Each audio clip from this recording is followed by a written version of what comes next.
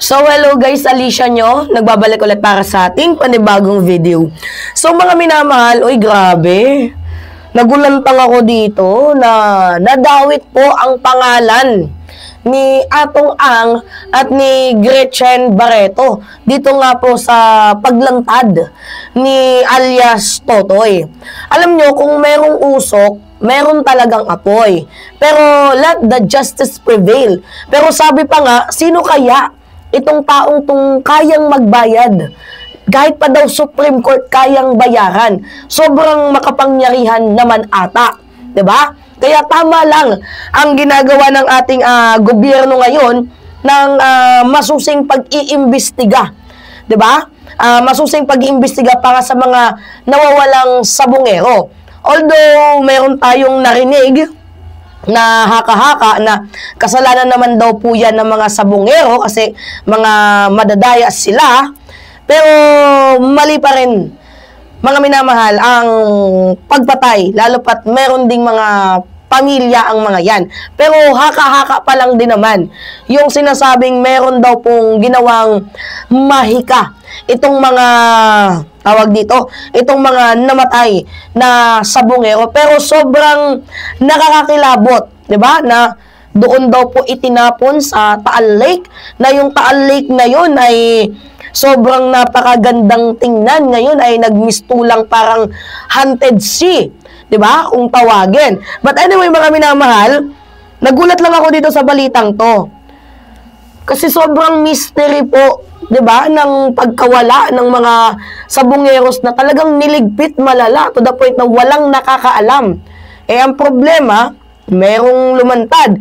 Hindi din natin alam kung isa din tong killer, 'di ba? So sino tayo para maghusga? So kailangan dito ng masusing investigasyon.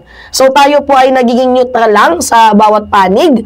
Mahirap naman po na may kakampihan tayong side, pero hoping sana na trabahuin ito ng gobyerno, lalo pat nakakabahala yung nalaman nating balita na sabi nila ay kaya daw pong bayaran ang Supreme Court ng taong ito. Alright, so ngayon, panoodin natin. Nandyan sa affidavit ko yan, Mr. Charlie Atong Ang, Eric De La Rosa, Engineer Celso Salazar. Oh my God. Sila ang mastermind sa nawawalang mga sabongero. Sila ang utak ng lahat. Si Mr. Eric De La Rosa, siya ang nagmamonitor ng mga palabas. Pag alam niya ang tsupi, pinapaalam niya kay Mr. Atong Ang. Then mag-uusap sila ni Celso Salazar. Then itawag sa akin na i-hold yung mga taong nagtsutsupi. Si Mr. Atong Ang, siya yung chairman ng Pitmaster.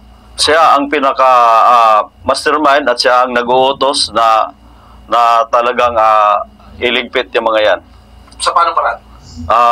Katulad ng sinabi ko, may mga taong membro ng PNP na inuutosan para kumuha doon sa binyo. Sa mga taong nagtaka, bakit ngayon lang ako lumutang?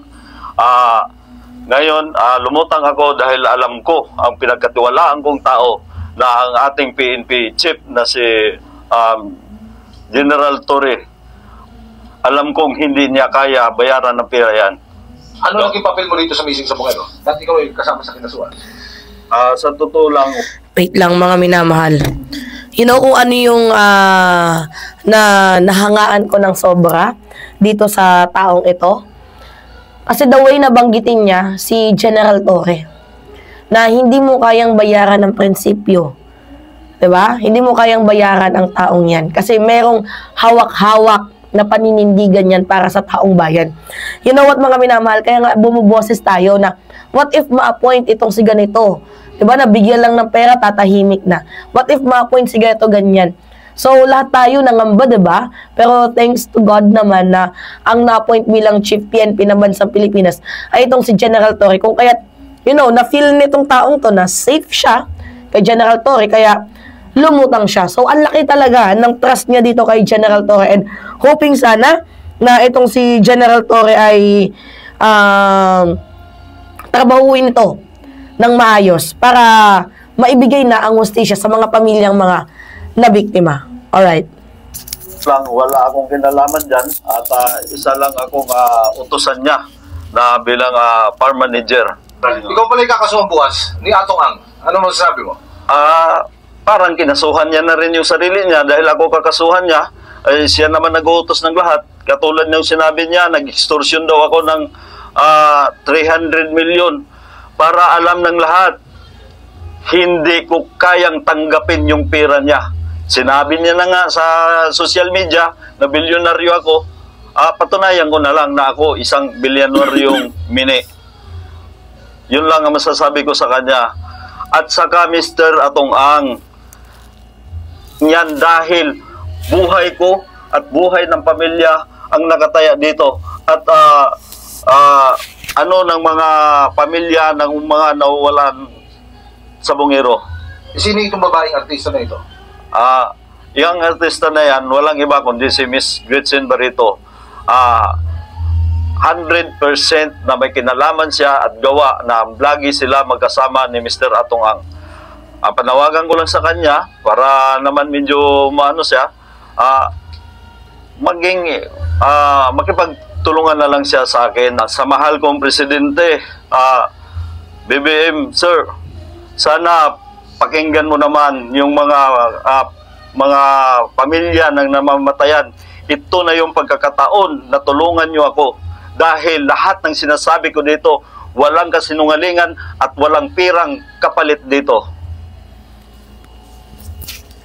So, may responde din dyan mga minamahal ang Malacanang. Actually, yung pwesto ng lalaki, isa lang napansin ko, nakakatakot.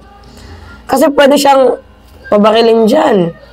Diba? Sniper yung habang nagsasalita. Diba, mga minamahal?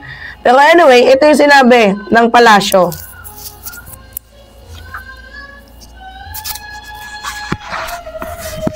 Panoodin natin. Nasaan na mga minamahal? Ito. At kaugnay sa kaso ng mga nawawalang sabungero, patuloy itong pinaimbestigahan ng Pangulo ayon sa palasyo. Ipagpatuloy po ang pag-iimbestiga ng malalimang pag-iimbestiga para malaman kung sino pa talaga ang sangkot dito at mapanagot ang dapat mapanagot.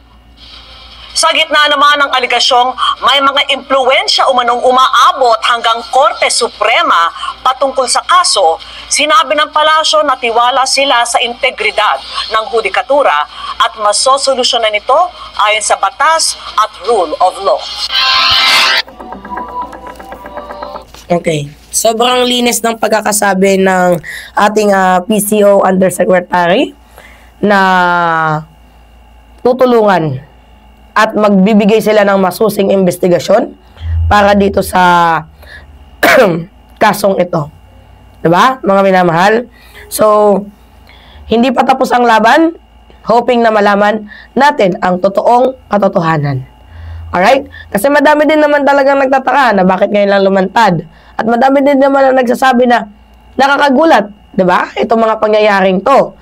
Pero sa aking nakikita, time is the ultimate truth teller. May mga pagkakataon talaga na hindi dapat minamadali. Kung ako lang yung tatanungin, may mga pagkakataong hindi dapat minamadali, may mga pagkakataong dapat munang pinag-iisipan kasi hindi lahat ng oras ay safe ka. Right, mga minamahal? Okay. Tingnan natin kung ano yung mangyayari. Dahil another achievement naman to ng ating gobyerno kung sakaling magkaroon ng puzzle-free, 'di ba? Itong kasong ito.